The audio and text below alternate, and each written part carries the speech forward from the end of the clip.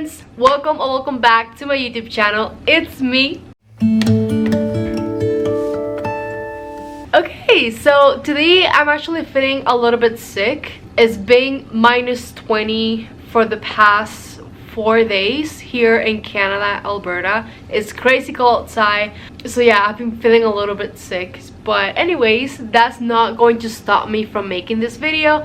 I've been planning this video for a while now, so I'm gonna have to record myself and, you know, let's talk about it. So in today's video, I just wanted to talk about why the 9-to-5 jobs are considered today to be a dead-end jobs. I have been doing a lot of research, watching a lot of TikTok, Instagram, and YouTube, and how people have been complaining about this situation that 9-to-5 jobs are no longer the dream job. Okay, so I came up with 4 reasons why 9-to-5 jobs are not considered to be like a dream job anymore. And reason number 1 is climbing the corporate ladder is not a dream anymore. I remember when I was a little kid, I always heard that you always start at the very bottom and then you move your way up. And I remember when I was in university, I always had thought in mind, you know, when I graduate, I'm not gonna get a good decent job, which is fine. I'm not gonna get a high payment, which is fine. But then with years of experience, I may go up, climb the corporate ladder. Well, the thing is, that never happened. That never happened because usually the people at the very top, like your managers, directors, executive, whatever, CEO of the company, they almost never want the people at the very bottom to move your way up unless you know all of these people like personally, like maybe like a family member or a friend, and they might say, oh yeah, sure, I'll give you a raise in your position and your money and everything. You can move up in the company.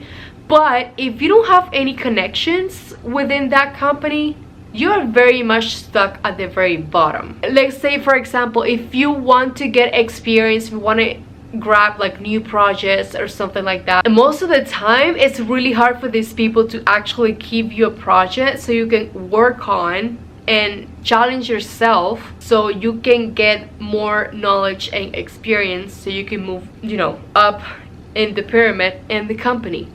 You know, you'll be having this conversation with them. It's like, hey, is it okay if I can take on a new project so I can expand my skills? You always have that conversation with them, and then nothing happens after that. It's like, oh yeah, sure, we will do that for you, but then nothing happens. I mean, I'm pretty sure it's not just me. I'm pretty sure there's a lot of other people out there who has been talking to the boss to see if they can get more experience, and they never get it. And a lot of people just leave the company because they never got the experience that they wanted to get.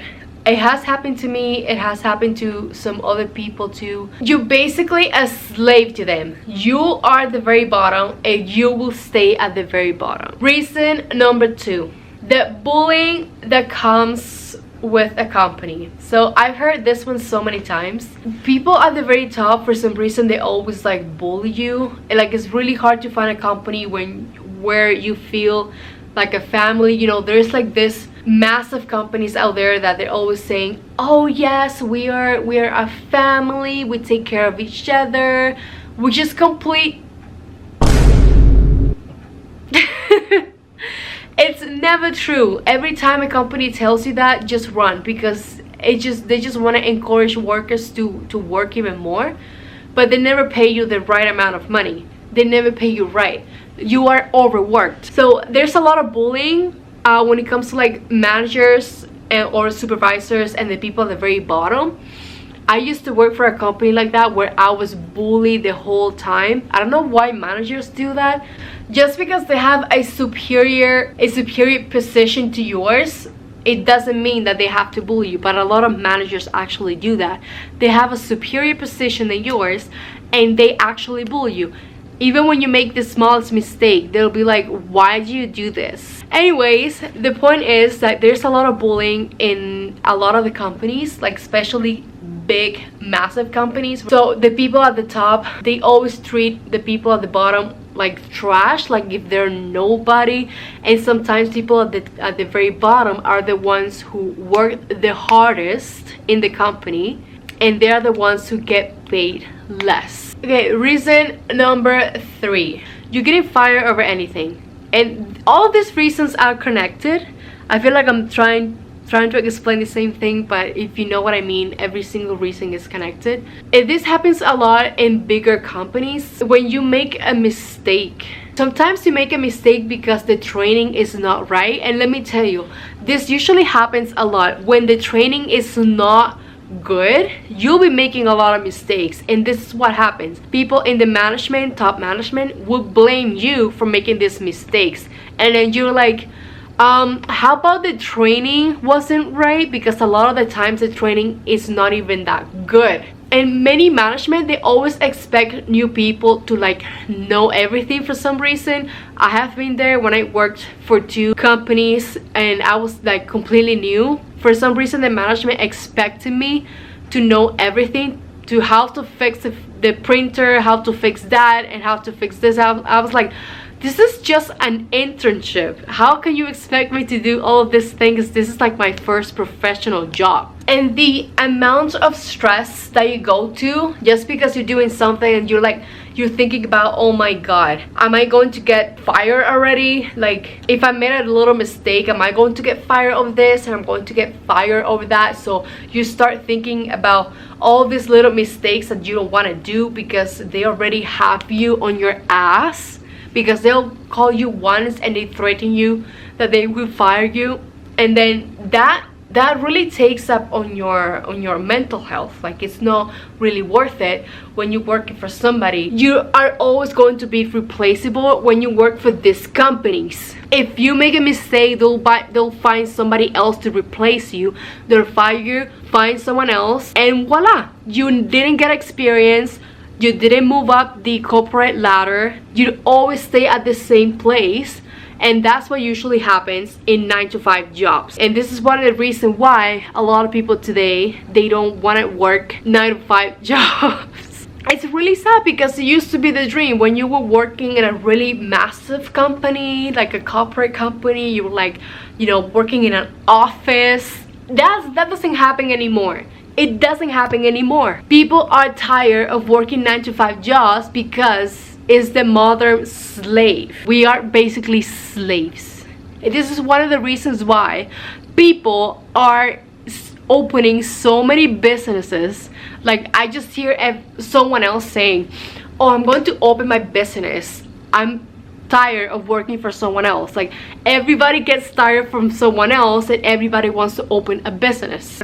Which it leads to my reason number 4, is to never be loyal to a company. This is something that I heard so many times when I graduated from school. People were saying you should work for a company maybe maximum of 5 years.